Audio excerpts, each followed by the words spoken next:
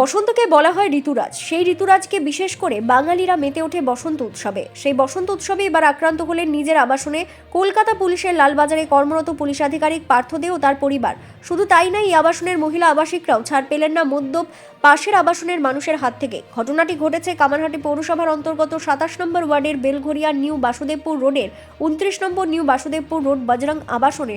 গতকাল বসন্ত উৎসবের জন্য আবাসনের মোট 12টি ফ্ল্যাট আছে। চারতলা এই আবাসনের আবাসিকরা ছাদের উপর নিজেদের মধ্যে বসন্ত উৎসব পালন করবার প্রস্তুতি নিচ্ছিলেন।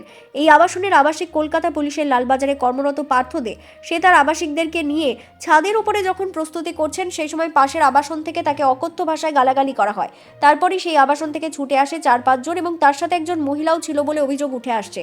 তারা সোজা উঠে যায় ছাদে বজরং অ্যাপার্টমেন্টের। এরপরে কথা বলতে বলতে আক্রমণ চালায় পুলিশ আধিকারিক পার্থদের ওপরে। তারা ওপরে আক্রমণ চালানো দেখে পাশে ওই আবাসনেরই এক আবাসিক ছুটে আসেন। তখন তার উপরও আক্রমণ চালানো হয় এবং অকথ্য ভাষায় গালিগালাজ করা হয়। এরপরে যখন Kamarhati Sagar Dutta medical college and হাসপাতালে মেডিকেল করিয়ে বেলঘরিয়া থানায় যান, সেই সময় আবাসনের যখন পুরুষরা ছিল না, সেই সময় আবার তারা সেই আবাসনে এসে তাদেরকে ভয়ভীতি দেখায় এবং পার্থদের মেয়েকেও তারা শাসিয়ে যায়। পুলিশের কাজ যখন সাধারণ মানুষের রক্ষা করা, সেই সময় মদ্যপ মাতাল তাদের হাতে আক্রান্ত হচ্ছে পুলিশ কর্মীকে। তাও আবার কলকাতা পুলিশের লালবাজারে কর্মরত অবস্থায় রয়েছেন। নাইট ডিউটি করে সকালবেলায় বাড়ি ফিরেছেন। ফেরার পরে তাকে সমাজবিরোধী মদ্যপ মাতালদের হাতে আক্রান্ত হতে হয়। বজরং অ্যাপার্টমেন্টের সমস্ত আবাসিকরা এখন আতঙ্কের মধ্যে দিন কাটাচ্ছেন, কারণ পুরুষেরা কাজে বেরিয়ে যায়। সেই সময় পুরো আবাসন ফাঁকা থাকে, মহিলারাই শুধু থাকেন। তাহলে তারা যে কোনো মুহূর্তে আক্রান্ত হতে পারেন এই সমাজ বিরোধীদের হাতে। সেই আতঙ্কে তারা দিন কাটাচ্ছেন। বেলঘরিয়া থানায় অভিযোগ করার পরে বেলঘরিয়া থানার পুলিশ ঘটনাস্থলে আসে, কিন্তু লিখিত অভিযোগ দায়ের করার পরেও এখনো পর্যন্ত বেলঘরিয়া থানার পুলিশ কোনো ব্যবস্থা গ্রহণ করেনি। একজন পুলিশ কর্মী আক্রান্ত হলেন, তার পরিবারে আক্রান্ত হলো। সেখানে পুলিশেরই যে ব্যবস্থা গ্রহণ করা দরকার ছিল, সেখানে কিন্তু ঢিলেঢালা ভাব দেখা যাচ্ছে। তাহলে সাধারণ মানুষ কতটা আতঙ্কের মধ্যে থাকতে হয় পুলিশের এই উদাসীনতার ফলে, ও সাধারণ মানুষ কিভাবে চলাফেরা করতে হয়, কতটা আতঙ্কের মধ্যে কাটাতে হয়, তার ফল দেখা গেল। সরকারি আধিকারিক সে যদি এভাবে আক্রান্ত হতে পারে, তার পরিবার যদি আক্রান্ত হতে পারে, সাধারণ মানুষের কি হতে পারে তা প্রশ্নের মধ্যে দাঁড়াচ্ছে। এখন দেখার পুলিশ প্রশাসন এবং সরকার তার কর্মীদেরকে রক্ষা করার জন্য কি ব্যবস্থা গ্রহণ করে। উৎসবকে কেন্দ্র করে আমি নিজে পুলিশে চাকরি করি এবং আমি লালবাজারে আছি। হ্যাঁ, এবার কলকাতা পুলিশে, এবং আমি জানেন দোলের পক্ষে সকালে প্রতিটা পুলিশেরই ডিউটি থাকে। আমিও রীতিমতো আমাদের ডিউটি সকালবেলা কালকে ডিউটি করে আসছে, দুপুরবেলা বাড়ি এসেছি 1:30টার সময়। হ্যাঁ, 1:30-2টার সময় বাড়ি এসেছি। আসার পরে তারপরে আমি এখানে আমাদের ফ্ল্যাটে একটা সকালে আমরা রাতে অনুষ্ঠান আমাদের হওয়ার কথা ছিল। সেক্ষেত্রে আমরা দিনের বেলা একটু ছাদে বসে আমরা একটু রং টং খেলবো, রং টং খেলবো এরকম ব্যাপার। তো উপরে রং টং খেলছি রীতিমতো। সেটা বলতে এখানে আমরা এই কর্নারে আসি, এখানে আমাদের একটা বাথরুম করা আছে। এখানে বাথরুম করতে আসি। এই মুহূর্তে রাধাকেশব ভবন বলে একটা ফ্ল্যাট আছে, একটা ফ্ল্যাট পরে, হ্যাঁ, একটু দূরে। ওরা কি করছে, ছাদের উপরে ওরা বসে মদ খাচ্ছিল। ঠিক আছে, কিছু ছেলে 4-5 জন ছেলে ড্রিঙ্ক করছিল। করার পরে আমি যখন এখানে বাথরুমে আসি, তখন আমাকে এখান থেকে বলে, এই এখান থেকে যা করে অস্ত্র ভাষায় গালাগালি করে। আমি বলছি আমার ফ্ল্যাট, আমাদের ফ্ল্যাটে, আমি তো আপনাদের ফ্ল্যাটে নেই, আমার ফ্ল্যাটে আছি।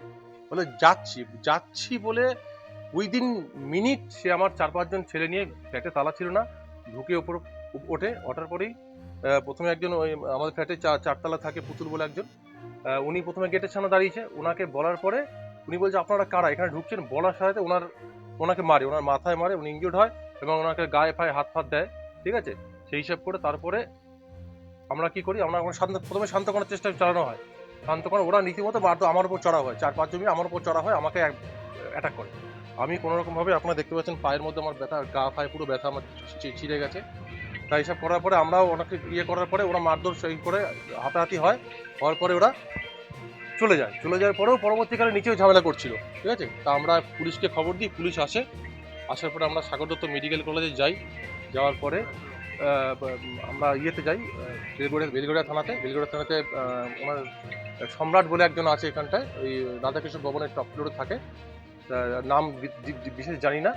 তা ওনার এগেনস্টে কমপ্লেন করেছি এবং প্রশাসনের প্রতি আমার সম্পূর্ণ আস্থা আছে, পুলিশ প্রশাসনের উপর, যে এর সুবিচার অবশ্যই আমি পাবো। হ্যাঁ, জানে। আমি পাড়াতে শুধু আমি নয়, জানে, পাড়ার লোকে জানে আমি যতটা পারি আমার দিক থেকে আমি পাড়ার উপকার করে থাকি। এবং শুধু তাই না, পাড়ার লোকও আমাকে যথেষ্ট ভালোবাসে। কালকে সবাই পাড়ার লোক, আমাদের পুরো পাড়া আমাদের সাপোর্টে ছিল, সম্পূর্ণ পাড়া আমার সাপোর্টে এখনো আছে সবাই। আতঙ্ক দোলের দিন তো থাকবে, কি বলবো বলুন। মানে বাড়ির মেয়ের, আমরা ডিউটি যাব, তা ডিউটি যাওয়ার পর আমার তো বাড়িতে আমার শুধু তাই নয়, আমরা যখন থানায় গেছিলাম সেই মুহূর্তে আবার এসে আমার তখন মেয়ে আর আমার ছেলে আর বউ ছিল, আমার মেয়ের গায়েও আঁচড় ফাঁচড় দিচ্ছে, মেরেছে। এবার আমার ছেলে আর বউ ছিল, তখন তার আবার এসে ওরা থ্রেটনিং করেছে, দেখে নেবো, রাতে দেখে নেবো, মেরে ফেলবো, কেটে ফেলবো, এরকম ওরকম অবস্থা। থানায় ডায়েরি করা হয়েছে। হ্যাঁ, থানায় আতঙ্কের মধ্যে দিন কাটাতে হচ্ছে। আর সবচেয়ে বড় কথা, আমাদের তো ডিউটি করতে হবে, আমি তো ছুটি নিয়ে বসে থাকতে পারি না, আমাকে ডিউটি যেতে হবে। তারপরেও তখন আমার ফ্যামিলি কতটা সিকিউর ফিল করবে সেটা তাদের ব্যাপার। আমিও আতঙ্কে থাকবো, এরাও আতঙ্কে থাকবে, এবং শুধু আমার ফ্যামিলি নয়, আমার পুরো ফ্ল্যাট, আমাদের ফ্ল্যাটের সবাই এফেক্টেড। লোকাল থানা থেকে এসছে, বলছে আপনি আসুন, এফআইআর করেছে আজকে, সকালে আবার যেতে বলেছে একবার থানাতে, এফআইআর হয়েছে।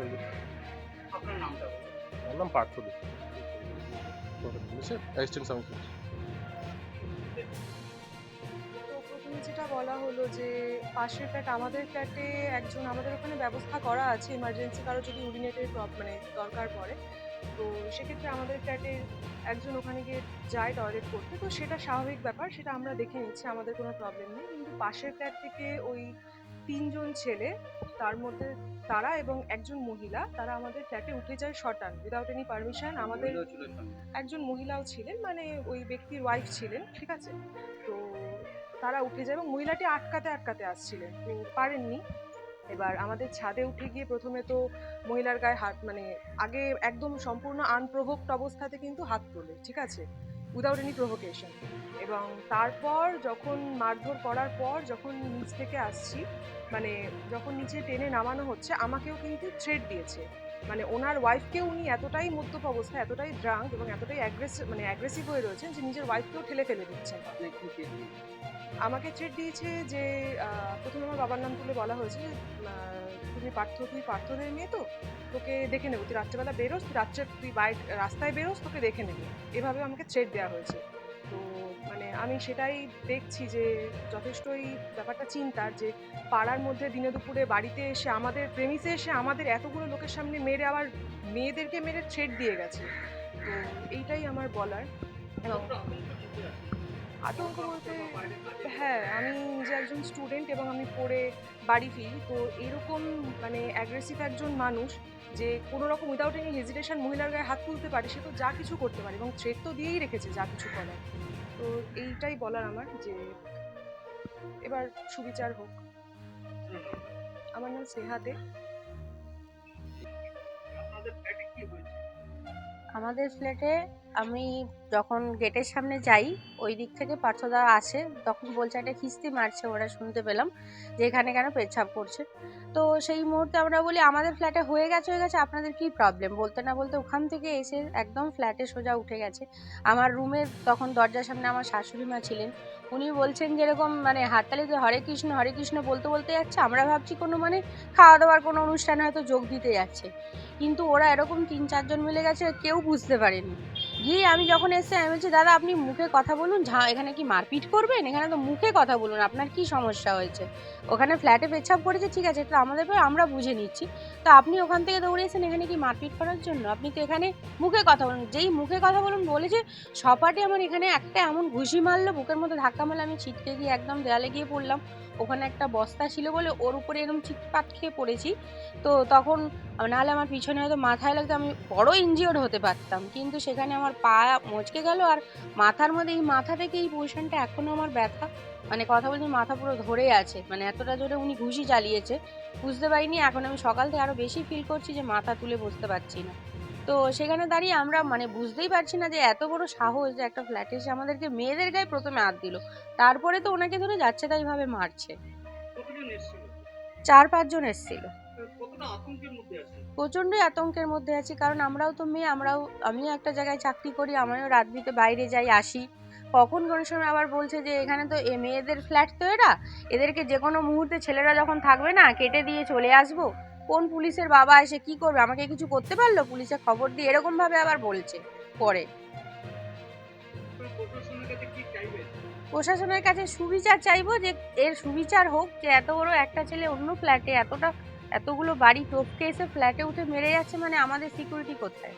তাহলে কি আমরা সারাক্ষণ কি মানে বসেই থাকবো বাড়িতে তালা দিয়ে, বাইরে বেরোবো না ওনার ভয়ে। পুতুল রায় চক্রবর্তী। আমি এই ফ্ল্যাটের বাসিন্দা, আমি টপ ফ্লোরে থাকি 10 নম্বর। কলকাতা থেকে মনোজ দাসের রিপোর্ট, বিগ নিউজ বাংলা।